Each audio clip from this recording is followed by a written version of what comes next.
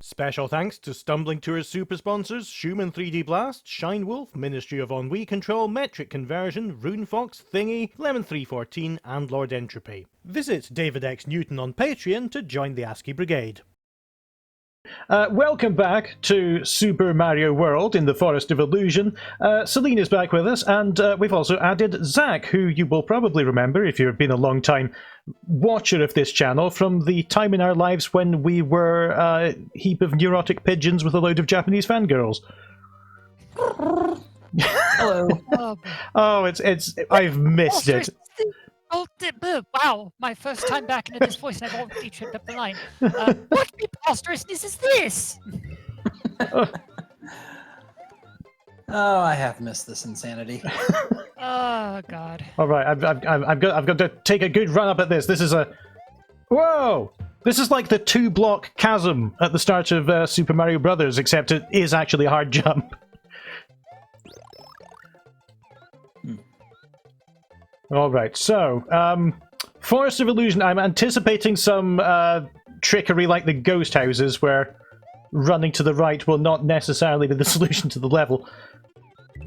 Yeah, like, just, I don't even remember the actual way out because it's been so long, but I know that just about every Forest of Illusion stage is one of those red ones that has like 2 exits, and it's practically a maze of like figuring out which exit will actually lead you out of the forest, because a couple of the exits just like take you in circles essentially. Yep. I was always hoping somebody might know. I mean, we could look up the guide if you Oh, look want, at that! Nice. Nice. I mean, like, Yeah, I can just look up the guide if you want. This is the age of the internet. GameFAQs is right there, but you know, this is a stumbling through. So yeah, let's see how you do first. We will see. Yeah, and I'm just trying to remember off the top of my head because my brain is a repository of useless information. So when did you last? Stuff I learned in college, I cannot tell you, but how to get the Gold Rock and Chrono Trigger, I can recite from memory. It's weird that we can remember things from games from decades ago. Yeah, and they told us video games would never teach us anything. I used to be able to, I can't do it anymore because it's been so long that it has faded from memory, but I used to be able to recite the entirety of Arfin House, the movie too, Oh, like Christ. line by line from memory, which, you know, you want to talk about the world's most useful knowledge right there. The level of mental decay that was required to create... Stop.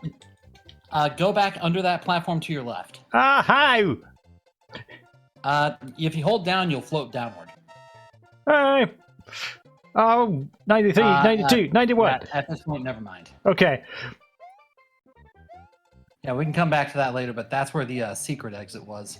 Yeah, I saw the keyhole.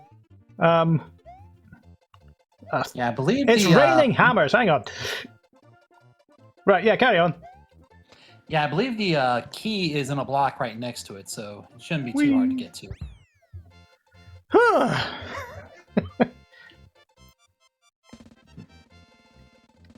Okay, so that's a nice start to the video, getting through a level without dying. All right. So, let's see. I always really was fond of the overworld music for the Forest of Illusion. Mm-hmm.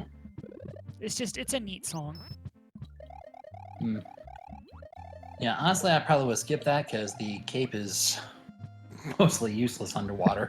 It does seem to be. I thought I was getting a nice bonus by hitting the green or red switch block, but it doesn't seem to have done much.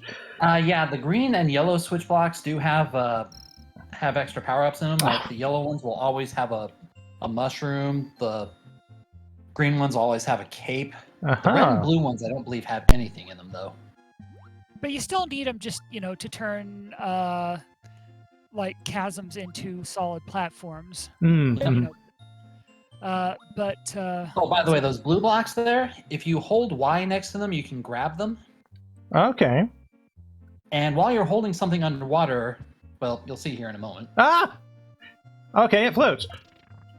We actually did that in the last video we were here for. Did we? Just kind of forgot. It has been a while between it has been a while since the last recording. I don't know if you're watching these back to back, then it'll look like we just suddenly forgot how to play the game in between each video. But it's because it has been a while since we sat down to play. Ah. Yeah, I was gonna say you probably could have just boosted right through there. Maybe. I'm risk averse just now. Yeah, totally understandable. Okay, right, here we go. Capes aren't great underwater, but they are pretty much just like my favorite power up in the game overall. So I just tend to have them like anytime I can. Like, yeah, that seems to be the theme with early Mario games. Is you'd have the Fire Flower, and then whatever the other power up was, it granted you short range combat and extra mobility, like the Tanuki Leaf or the Cape. The only one I can never understand was the Super Carrot from Super Mario Land 2 for the Game Boy. That one was also my favorite power up because it didn't give you any extra offensive power, but I mean it let you float downward. Yeah, which something that rabbits are totally expanded known for. They're slow floating. Well, they flap with their ears, which as you do. Yeah, and yet for some reason it doesn't let you do something that rabbits are also known for and jump better. Jump better. Okay, I'm so glad you ended that sentence with jump better.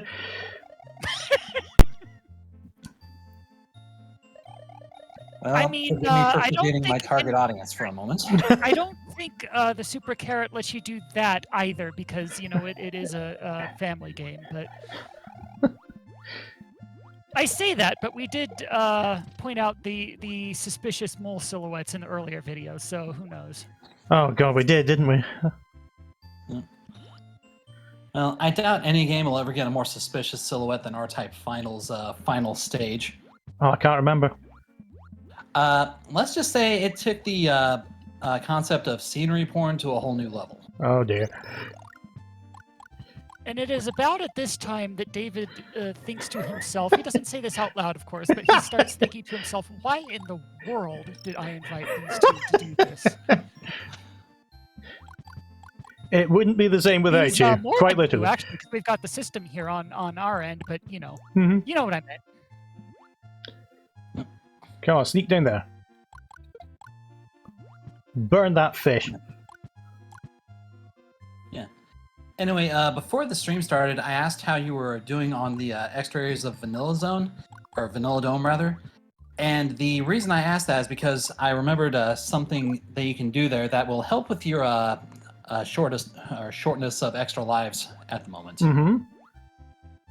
Yeah, because there's one trick or one level that has a little trick you can pull to get a couple of extra lives rather easily. Okay. Yeah, it's like the equivalent of that top secret area we found in Donut Plains. It's like that, but for lives. Oh, why did I pass this up before?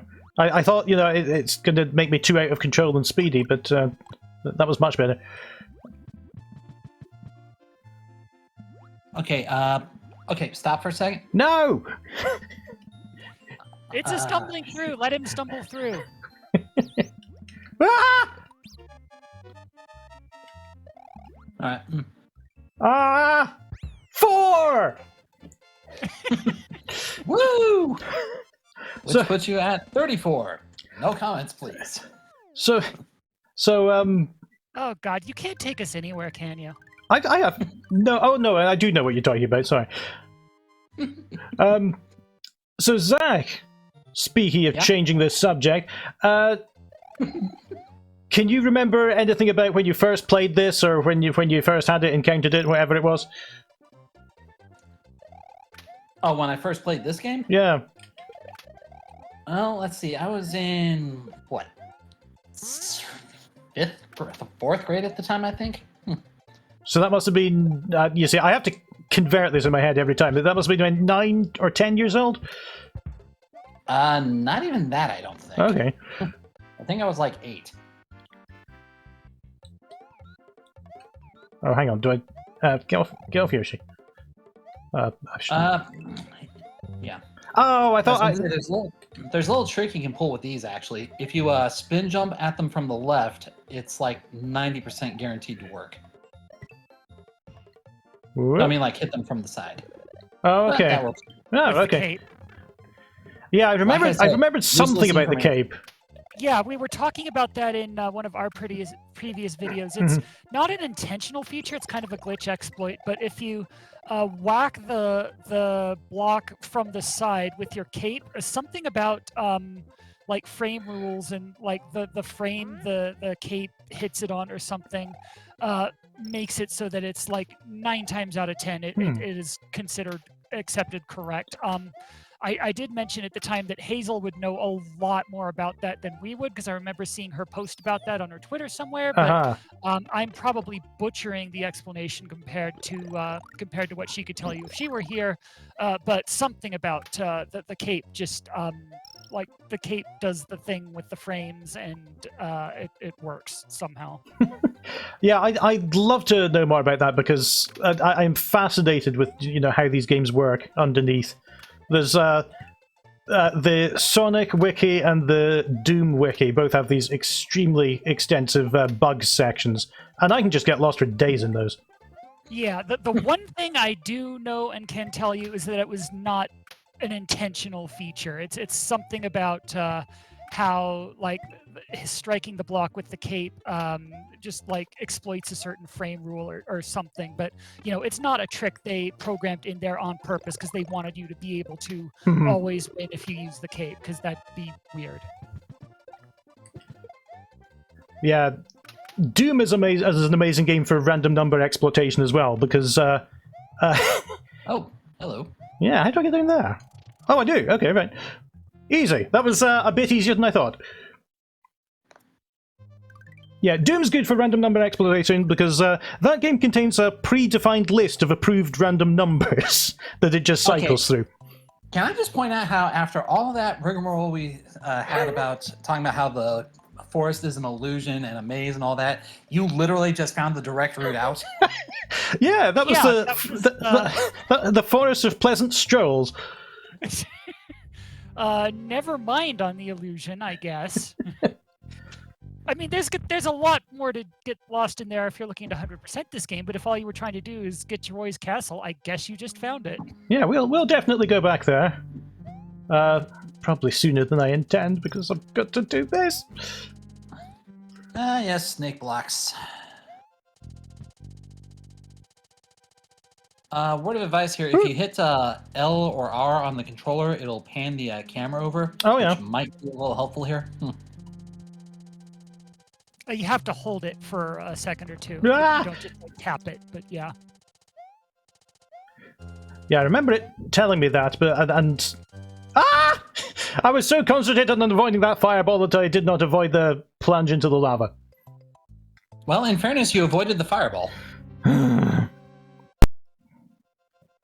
Although, yeah, if this attempt goes about as bad, you may want to consider hitting the top secret area up again. Yeah, I'd almost forgotten about that. There's this very easily abusable place where I can just get all the power-ups back. I mean, the catch is you have to go back there, which, backtracking and all, but it is right there if, well, I mean, it's not a catch for the people watching this video, because you can just cut away and just, like, magically reappear fully stocked, but, for us recording it, there's a bit of a inconvenience involved. There we go. Whoa, ow! All right, I'm okay. Nice, well done. Give me a tape!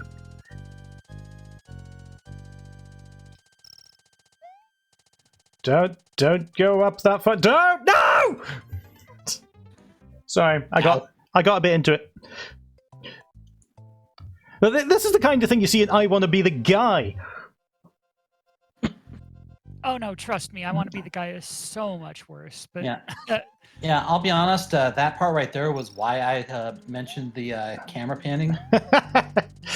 Oh, does it? Yeah, does it depend on how far Does it depend on how? There's an exploit there where it's based on the camera movement, not your position. So if you have the camera panned over as far right as possible, it makes the spikes fall early. Aha. Which, it's kind of cheating for stumbling through, but now you know, so... Yeah. Do with that information what you will.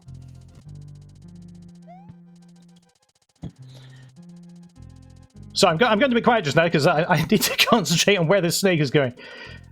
Yeah, I completely understand. Ah. Hi, we are Twitch streamers who speedrun Family Dog, and every time we get to the last level, we just like, sorry, can't look at the chat, can't talk, can't do anything. Just gotta play the game for a second. Oh, yeah. So Celine is or is not the current world record holder for Family Dog. We are the world record holder. Yes. You might not be when people watch this, but is there direct competition? Is the Family Dog speedrunning community very competitive these days? Currently, we're the only people running this game, so no, there's no competition until someone else decides they want to start. But I'm really hoping they will. I want to get more people into that. Oh, yeah. Sorry. It's a neat little game to run. It's like if you're gonna speed run any game, Family Dog in particular is a good speed running game. There's not a lot of RNG or like dirty tricks the computer control. It's pretty much all Earth the computer can pull. It's pretty much all execution. It's all it's not a very long game. You know, it's very friendly to being speed ran. And since we're the only people doing it, you know, I'd like there to be a community if possible. But yes, currently, before we arrived on the scene, the previous world record before we got there was 6:14. We now have a run that's 5:33, and that's about where we're gonna call it content until someone else comes along and starts giving us some more competition again. For now, I think we're happy with that 5:33. That was a really good run. It's on our highlight. It's on our channel. You can go watch the highlight video and everything. It was a very nice run. But yeah, start follow us on Twitch and also start playing Family Dog. It's a fun game to speedrun. If not a fun game for any other reason. Well, I mean, we do stream other stuff there. I was just really focused on the Family Dog grind because I really wanted to get that run. But we just got it now. So that's actually, we're done with that. So now I can go back to streaming other things. But yeah, that's our gratuitous plug for the day. Okay, so we're gonna give this one last shot. Yeah, I'm going to do a save here. I thought you said you weren't gonna abuse save states or anything like that. Well, I haven't loaded one yet. Yeah, technically speaking, if he had to reload from here, he'd have to go through the forest all over again. Mm-hmm. I'd be technically very dead.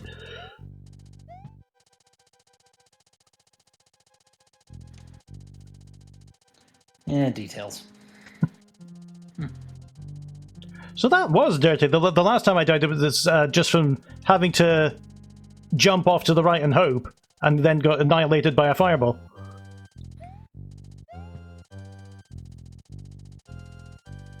You're getting better at avoiding that particular fireball. That's the one that kind of scared you off the platform the first time. Yeah, the weird thing is the fireball patterns have been different. Does it depend on exactly how long you take to board this platform? It could depend on the camera position, just the way the spikes do. Oh, maybe. Yeah, it depends on where the fireball There we go. spawns in. I'm okay. Because if you'd had it panned over, like I was suggesting at that point, it would have actually caused one of the fireballs, I believe, to actually wind up spawning to where it would actually just kind of bounce right along with you. Uh-huh. Yeah. Also, now that I think about it, I believe that first statue, the one that actually got you the first time around, was actually up on top of those blocks and hitting that piece, which is what dropped it on you. So.